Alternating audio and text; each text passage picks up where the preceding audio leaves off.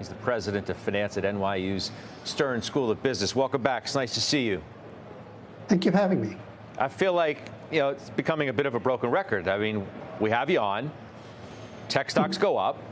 NASDAQ extends its record high. And I ask you the same questions because they're the only questions that really seem to matter right now. But your answers might have changed because the stocks continue to go up and the valuations theoretically are getting more extended. How do you answer it now? It's a bit like Groundhog Day. You're absolutely right. We talk about the same issues over and over.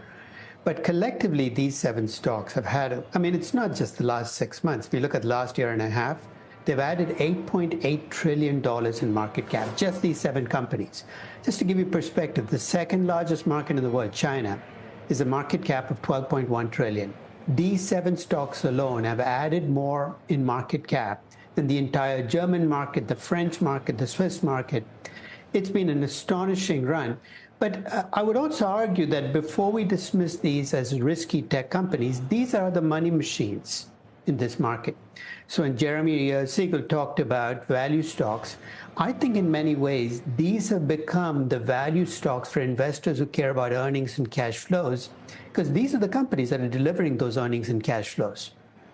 Wow. So you don't necessarily think that we're in any kind of danger zone in terms of valuation here? Now, if we're in the danger zone, it's not just the 7 stocks that are in the danger zone of tech stocks, it's a market overall. I compute a monthly market equity risk premium. It's my personal indicator of how hot or cold the market is. Start of July, that equity risk premium, the implied equity risk premium for the market is 4.11%. That's the lowest number it's been since September of 2008. In other words, it's almost as if the market has raised the last 15 years, and we're looking at numbers very much like what they used to be before the big crisis, the 2008 crisis. Now, the question we can ask is the market overreaching on that assumption? But a 4% T-bond rate and a 4.11% equity risk premium is 2005, 2006 numbers, not 2018 or 2019 numbers. Does that tell you that we might be heading into a certain place we need to be aware of? Yeah, I think we need to be careful. I think 4% to me is a red flag, at least from the numbers I've looked at historically. Once equity risk premiums drop below 4%, it's almost like a magnet pulling them back towards a 4%. So I'm going to track that number, and I track it at the start of every month. And at the moment, I think we're getting to a point where even pre-2008 status, you'd say this market is reaching, a zone where you might need a correction to clean it up again. I think what's interesting is you also make the point that the market is not being driven by rate cut expectations. Now, I'll grant you that because it feels like we've recently anyway, stopped obsessing over the Fed. However, today we're thinking about it again because we got the jobs report.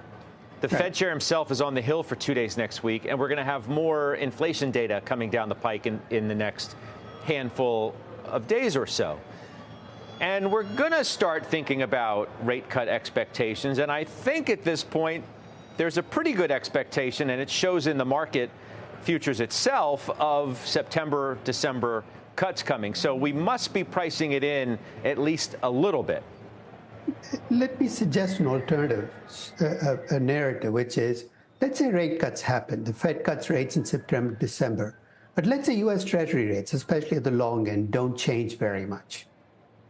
In a sense, the market's saying the rate cuts happened.